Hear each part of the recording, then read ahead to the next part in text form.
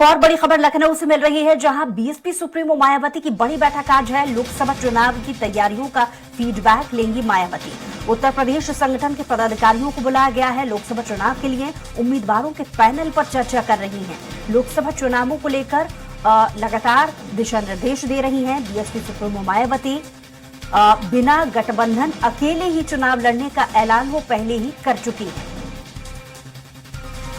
हालांकि गौरतलब बात यह भी है कि अखिलेश यादव उन्हें लगातार संपर्क साध रहे थे और लगातार उनसे मुलाकात कर रहे थे और ये कोशिश कर रहे थे कि इंडिया अलायंस में वो भी शामिल हो जाएं, लेकिन ऐसी कोई सूचना अभी तक नहीं है। और हालांकि इसके पहले वो खुलासा कर चुकी हैं कि वो चुनाव अकेले ही लड़ेंगी, यानी अकेले अपने दम पर जो चुनावी सक्रियता है वो भी उनकी नजर आने लगी है। ज्यादा जानकारी के साथ स्वरा संपादक घनश्याम हमारे साथ जुड़ गए हैं। घनश्याम, मायावती लगातार एक्टिव नजर आ रही है, लोकसभा चुनाव की तैयारियों में वो व्यस्त है, बैठकों का दौर भी देखा जा रहा है, कैसी तैयारियां दिख रही हैं?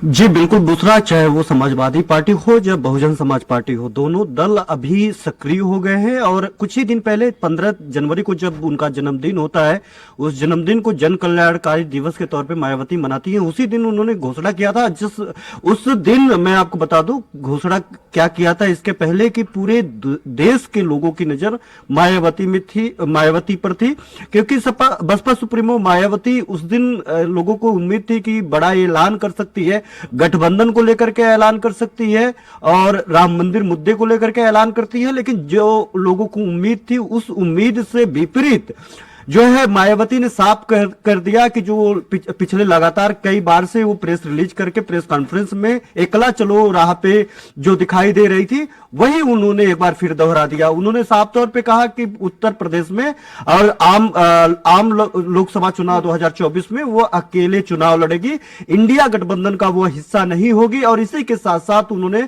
सपा सुप्रीमो पे भी निशाना साधा। उन्होंने कहा कि उसके एक दिन पहले ही सपा सुप्रीमो के ऊपर निशाना साधते हुए कहा था कि सपा सुप्रीमो जब वो कभी भी गठबंधन का हिस्सा बनते हैं, अपना गठबंधन का हिस्सा बनने के लिए जाते हैं, तो सबसे पहली शर्त बसपा को लेकर के होती है कि बसपा नहीं रहेगी। उसके बाद उनके लगातार बयान बदले जा रहे हैं, लगातार बयान बदल रहे हैं।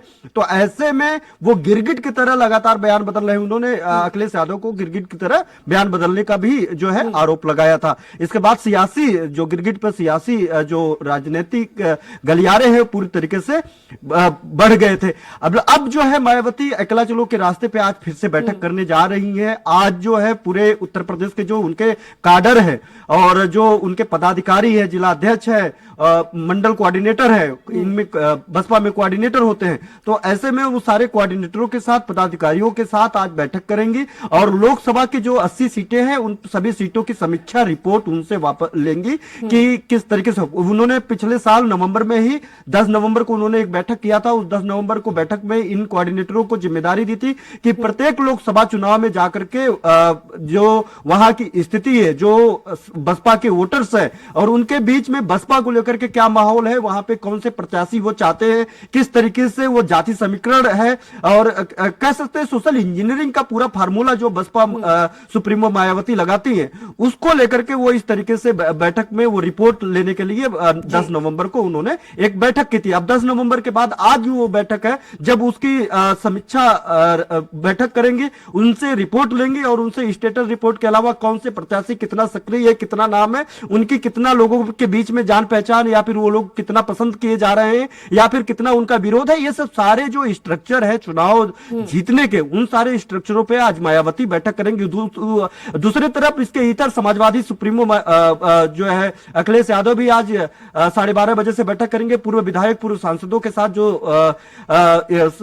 समाजवादी पार्टी के टिकट पे सीट जीत चुके हैं लेकिन हार गए हैं किसी कारणवश, उनके साथ आज बैठक करेंगे और उनको तैयारी को लेकर के, और या फिर पिछले कुछ दिनों के पहले जब वो बूथ स्तर की बैठक किए थे अखिलेश यादव ने, तो उस वक्त सभी जो बूथ अध्यक्ष थे या फिर जो जिला अध्यक्ष थे, महानगर अध्यक्ष थे, उनसे वहां के प्रत्याशियों को लेकर के जो दावेदारी कर रहा है, वहां की स्थिति को लेकर के सीलबंद लिफाफे में लिखित सुझाव मांगा था। उन्होंने राय मांगी थी कि आप कैसे प्रत्याशी चाहते हैं, कौन से प्रत्याशी चाहते हैं और आपके जिले की स्थिति क्या है और उसके पीछे जो राजनीतिक, सामाजिक और जातिगत क्या परिस्थितियां हैं।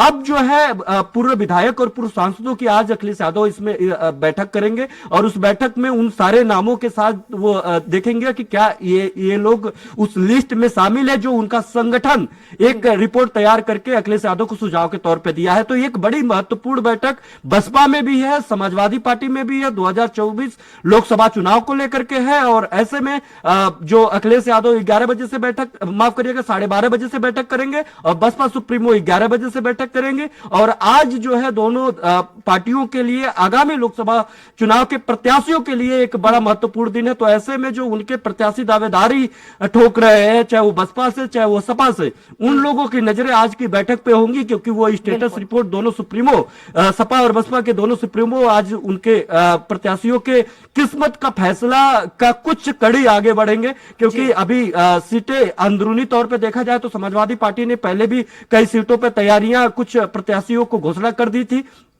इनर लेवल पे, अंदरूनी लेवल पे, और उन्होंने तैयारियां करने के लिए उन्होंने कह दिया था कि आप तैयारी करें, टिकट आपकी है। लेकिन सार्वजनिक तो मायावती चल पड़ी है, लेकिन अब देखना होगा कि वो लोकसभा चुनाव के लिए जमीन तलाशने की जो कोशिश है अपने नेताओं में किस तरीके से करती हैं और क्या दिशा निर्देश लोकसभा चुनाव को देखते हुए वो अपने नेताओं को देती हैं। बहरहाल बहुत शुक्रिया तमाम जानकारी के लिए घनश्याम।